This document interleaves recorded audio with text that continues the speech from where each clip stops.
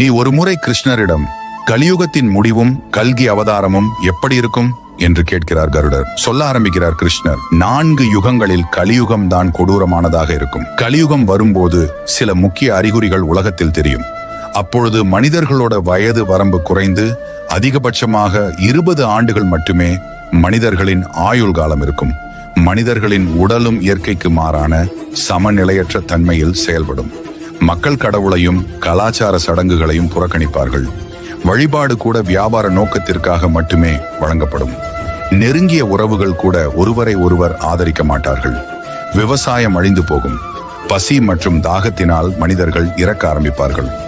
இப்படி கோரத்தாண்டவம் ஆடிய கலியுகத்தின் முடிவில் பகவான் விஷ்ணு சூரியனின் கதிர்களில் அமர்ந்து ஒரு சொட்டு நீரும் இல்லை எனப்படும் வரை அனைத்து நீரையும் உறிஞ்சுவார்.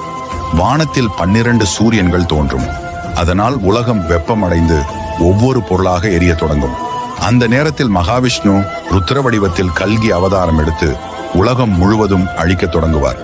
அடுத்த 100 ஆண்டுக்கு மழை மட்டும் பொழிய வைத்து பிரபஞ்சம் முழுவதையும் நீரில் மூழ்கடிப்பார்.